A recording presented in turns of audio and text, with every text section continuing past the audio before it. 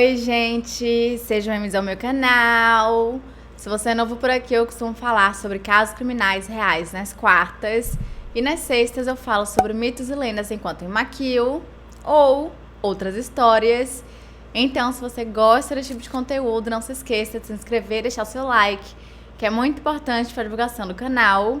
E se você tem alguma sugestão de casos criminais, mitos, lendas ou basicamente qualquer tipo de história, é só comentar aqui embaixo que eu anoto tudo e tento trazer o mais rápido possível. Então, chega de blá blá blá e vamos ao caso de hoje.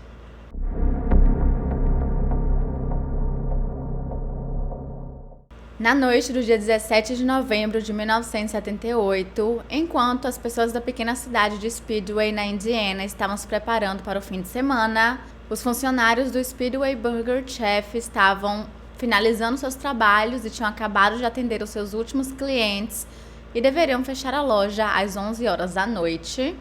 E o Burger Chef costumava ser uma rede de fast food bem grande, com mais de 600 restaurantes em todo o país, além de ser a maior rival do McDonald's e do Wendy's nos Estados Unidos.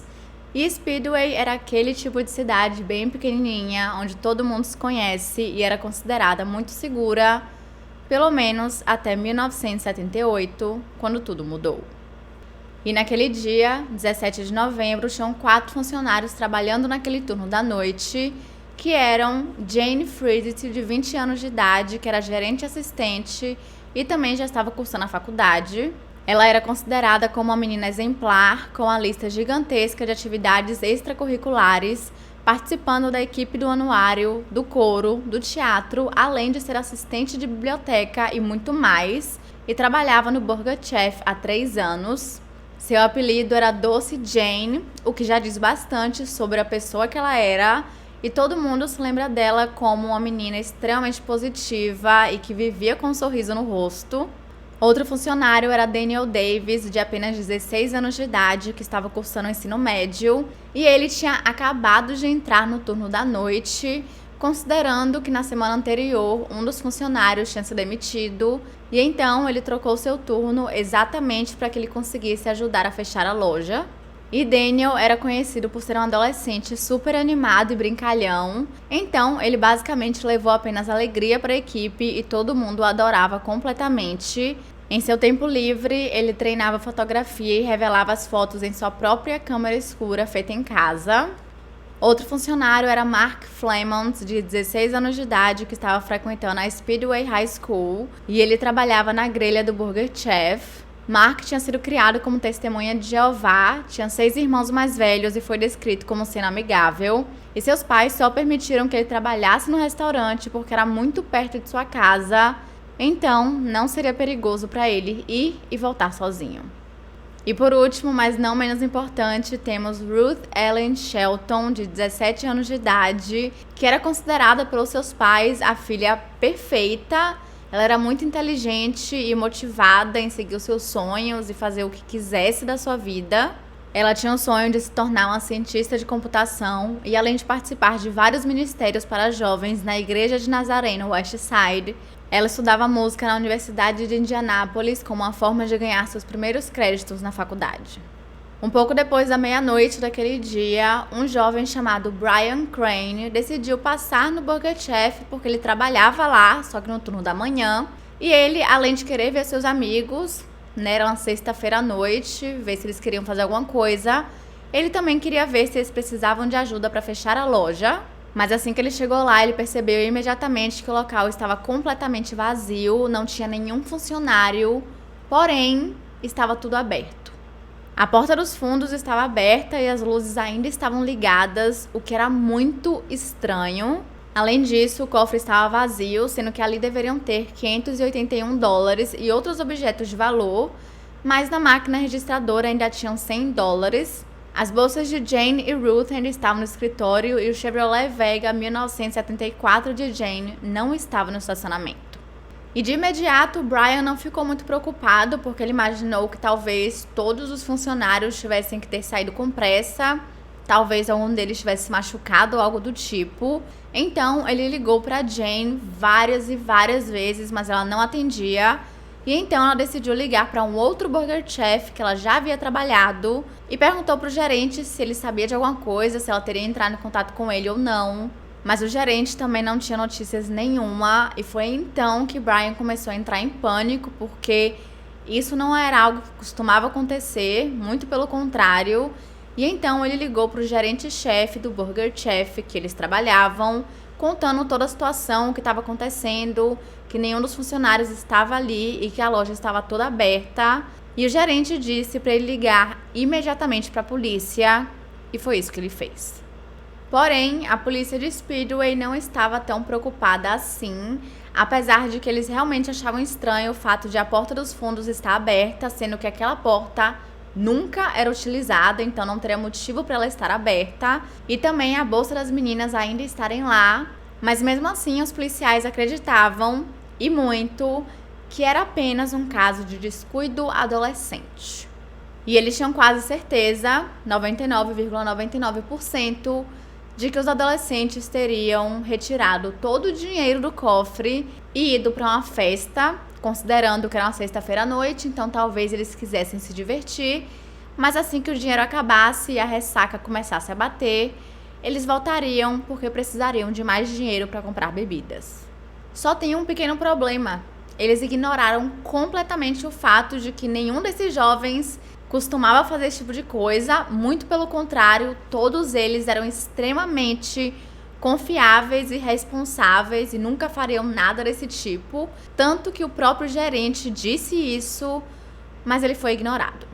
Mas como os policiais tinham quase certeza que esse era o cenário e que não teria mais nenhuma alternativa, eles acharam melhor esperar até o dia seguinte para fazerem qualquer coisa, e no meio tempo, o restaurante precisava continuar funcionando. No dia seguinte, os funcionários do turno da manhã do Burger Chef chegaram e começaram a trabalhar, mas antes disso, eles limparam tudo. Esfregaram o chão, jogaram produtos, tiraram pó, sendo que nada tinha sido coletado, ou seja, evidências, qualquer coisa, mas isso não era culpa deles e sim da polícia, que liberou que eles fizessem isso sem problemas nenhum. O que eu nem preciso falar para vocês que foi um erro terrível, gigantesco, que destruiu completamente a investigação e qualquer chance que tivesse desse caso ser solucionado. E essa decisão assombra a polícia de Speedway até hoje. Anos depois, um detetive chamado Virgil Vandagriff, do condado de Marion, fez uma entrevista e disse que o departamento de Speedway bagunçou toda a cena do crime e eles não processaram o caso como sendo um caso de assassinato e basicamente não faziam a menor ideia do que estavam fazendo. Na manhã do dia 18 de novembro, o carro de Jane Fredette foi encontrado. Na época, ela dirigia um sedã Chevy Vega 1974 branco e ele foi encontrado pela polícia destrancado e claramente abandonado no meio da cidade. E foi nesse momento que ficou bem claro para todo mundo, para a família, para os amigos e até mesmo para a polícia, que os 4 jovens haviam sido sequestrados e possivelmente estavam mortos. E foi então que a polícia começou oficialmente as buscas, e como não tinha tido nenhum pedido de resgate e todo mundo da cidade já estava fazendo tudo o que eles podiam, os familiares não podiam fazer mais nada além de esperar, mas por pouco tempo. Na manhã de domingo, no dia 19 de novembro, a polícia recebeu uma ligação do condado de Johnson, que fica a 50 quilômetros ao sul de Speedway, e acontece que 2 pessoas que estavam andando por uma área rural encontraram 4 corpos deitados de bruços na terra, e assim que os policiais chegaram no local, foi confirmado que aqueles eram os corpos dos 4 jovens do Burger Chef. Ruth Shelton e Daniel Davis estavam lado a lado e haviam sido executados várias vezes por uma bala de calibre 38. A poucos metros de distância dos dois, o corpo de Jane Fredette foi encontrado com uma lâmina quebrada de uma faca de caça ainda no local do ferimento, o que indica que foi bem brutal, a ponto de quebrar a faca no processo. Descendo a colina, Mark Flamant foi encontrado e ele havia sido espancado com algo parecido com uma corrente, mas não foi o trauma que ele matou, e sim, ele havia sufocado com o próprio sangue. E é de se pensar que nessa cena do crime os policiais iriam coletar todas as evidências e fechar tudo certinho. Certo? Errado. Se duvidar, foi pior do que a primeira cena do crime. Pois é. Com a notícia dos assassinatos se espalhando pela cidade, o número de detetives e policiais envolvidos no caso também foi aumentando. E com isso, alguns rumores também foram criados, que não se sabe se são verdades ou não. Mas algumas pessoas disseram que um dos corpos chegou a ser movido antes mesmo que o legista ou a pessoa que deveria coletar as evidências chegasse no local.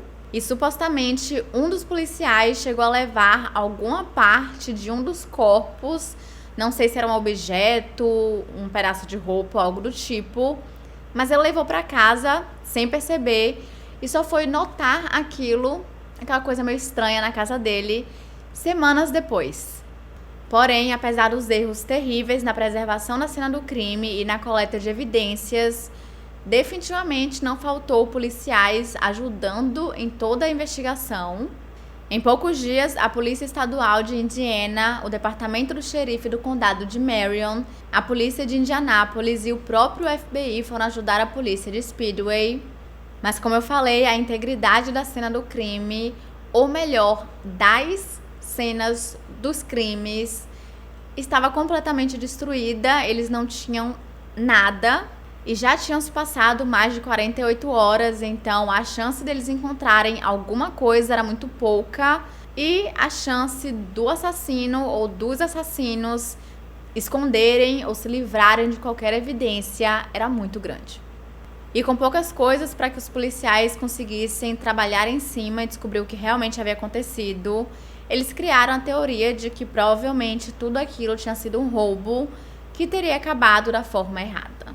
E pelo fato de Mark Flamond estar cobrindo um outro funcionário, visto que aquele não era o seu turno normal, os investigadores acreditavam que talvez ele tivesse reconhecido um dos ladrões e por conta disso foi assassinado para que não tivesse nenhuma testemunha. Porém, todas as vítimas ainda estavam completamente vestidas com seus uniformes do Burger Chef e eles estavam usando seus objetos pessoais, como por exemplo, relógios e joias, o que fazia com que essa teoria fosse um pouco mais difícil de se justificar, e muitas pessoas não acreditavam que alguém teria matado 4 jovens por apenas $581, porém, pessoas já mataram por muito menos. Além de que 2 testemunhas, que eram 2 jovens com cerca de 15 a 16 anos de idade, alegaram que eles viram 2 homens rondando o Burger Chef naquela noite, pouco antes do crime. E um desses jovens entrou em contato com a polícia no dia 18 de novembro e relatou isso, falando que esses homens estavam rondando o lugar pouquíssimo antes do fechamento no dia do sequestro/assassinato. E segundo ele, ambos eram caucasianos e estavam com cerca de 30 a 35 anos de idade. E em um certo momento, esses 2 homens se aproximaram desse jovem que estava com sua namorada no estacionamento do Dunkin' Donuts, que era ao lado do Burger Chef. E os 2 disseram que eles deveriam sair daquela área o mais rápido possível, porque estavam tendo muitos vandalismos na região. Um deles foi descrito como um homem barbudo, enquanto o outro era loiro e tinha a barba muito bem feita, então estava bem limpinho, sem nada.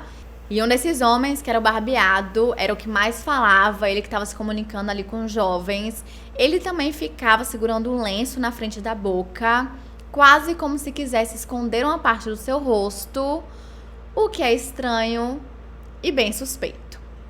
Com essas novas informações, foi feito um retrato falado desses homens e, além disso, foram contratados artistas forenses para esculpirem esses homens de argila em tamanho real, para que fosse mais fácil de identificá-los, o que eu acho que talvez tenha atrapalhado um pouco, considerando que os retratos falados e as argilas são bem diferentes. A polícia então apelou desesperadamente ao público para que eles dessem alguma informação a eles, alguma pista, qualquer coisa, e eles seguiram tudo o que eles receberam, mesmo que não fizesse o menor sentido.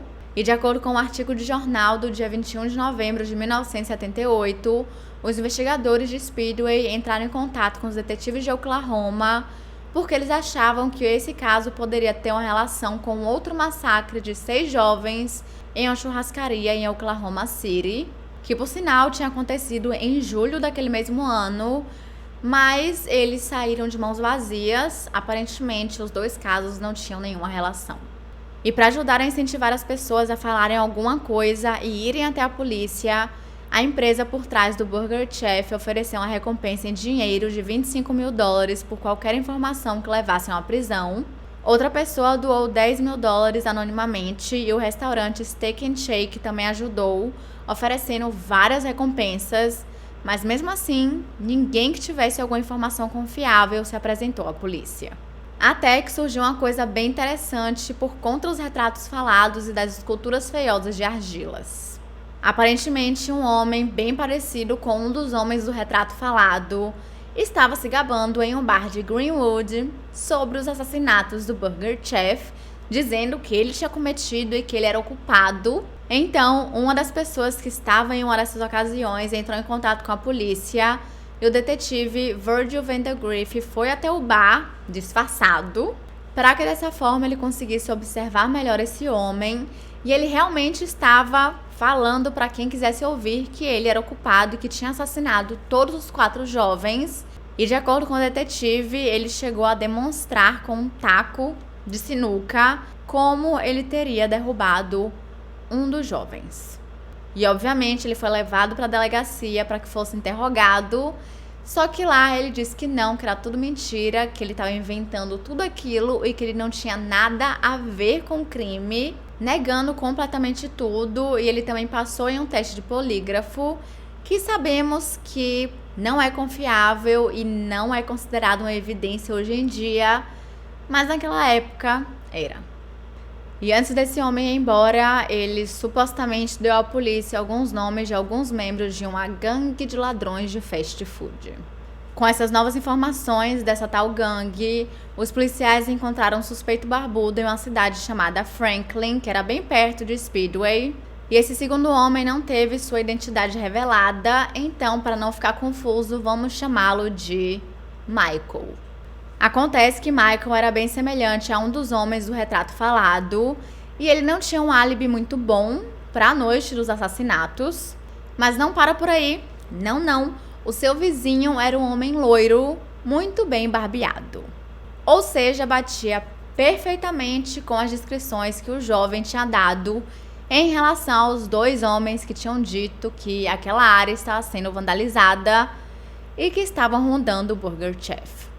E Michael chegou a ser chamado para uma fila de identificação para que esse jovem visse se era realmente aquele homem. E adivinha?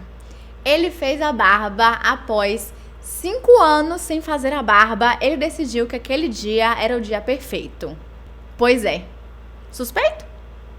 Tanto Michael quanto outro homem receberam um acordo de confissão, mas mesmo assim eles não falaram nada. Eles se recusavam a dizer qualquer coisa, o que por si só já é estranho, mas com a polícia não tinha nenhuma prova concreta, realmente eles não tinham nada que pudesse confirmar que esses homens estavam envolvidos ou não. Eles tiveram que ser liberados. Pouco tempo depois foi criada uma segunda teoria pela polícia, e essa teoria seria que algum dos funcionários do Burger Chef, talvez mais de um, estivessem envolvidos com drogas.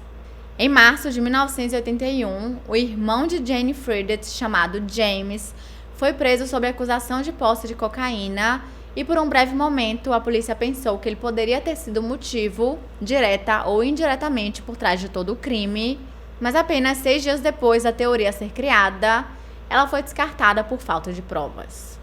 Mas essa teoria voltou a ser especulada alguns anos depois, quando um novo suspeito foi identificado pela polícia. Em novembro de 1984, exatamente 6 anos após o crime, os policiais receberam a ligação da penitenciária de Pendleton. Um homem chamado Donald Wayne Forrester, que era um agressor sexual de 34 anos de idade e que tinha acabado de começar sua sentença de 94 anos de prisão, tinha algumas informações sobre o caso, mas não apenas isso, ele queria confessar os crimes. Tudinho. No início, os policiais não estavam muito confiantes, eles não acreditavam muito que as informações que Donald tivesse para dar seriam verdade. E isso porque Donald estava prestes a ser transferido para a prisão estadual de Indiana, na cidade de Michigan, que era onde ele tinha cometido os crimes e definitivamente não seria nada bom para ele, porque criminosos sexuais sofrem bastante dentro da prisão por outros criminosos que não aceitam que isso seja feito, principalmente com crianças. Então, os policiais acreditavam que ele apenas queria dar informações, provavelmente falsas, apenas para que ele conseguisse um acordo para que fosse transferido para uma outra prisão fora de Michigan, onde ninguém saberia o que ele tinha feito. E era exatamente isso, ele realmente queria ser transferido. Mas, quanto mais Donald falava, mais os investigadores começavam a acreditar que talvez ele não estivesse mentindo de forma nenhuma. Primeiro que no dia 17 de novembro de 1978, apesar de Donald não estar morando em Speedway, ele morava muito perto da área onde os 4 corpos foram encontrados. E como isso era o mais perto que os policiais tinham chegado a uma pista real, eles o levaram para o condado de Marion para ser oficialmente interrogado. E lá, Donald falou em detalhes tudo o que tinha acontecido naquela noite. Ele afirmou que executou Daniel Davis e Ruth Shelton com arma de calibre 38 e até mesmo levou os detetives até o local onde ele tinha colocado os corpos. E mais, ele conseguiu localizar exatamente o local em que cada corpo estava. E aos poucos, entre 1984 e 1986, ele foi dando mais informações. Ele disse que logo após os assassinatos, ele e sua esposa foram até o local para pegarem todas as cápsulas das balas, que mais tarde poderiam ser ligadas a ele. E assim que pegou todas, ele as jogou no vaso da sua antiga casa, e tudo isso foi realmente confirmado pela sua ex-esposa. E com isso, os policiais conseguiram mandados de busca pela sua antiga casa, e quando eles cavaram o esgoto, eles encontraram várias cápsulas de balas de calibre 38. Em seguida, Donald deu uma descrição ainda mais detalhada de tudo o que teria acontecido naquela noite. De acordo com ele, James Fredette, o irmão de Jane, realmente estava envolvido com traficantes de drogas e ele estava devendo dinheiro para muitas pessoas nada legais.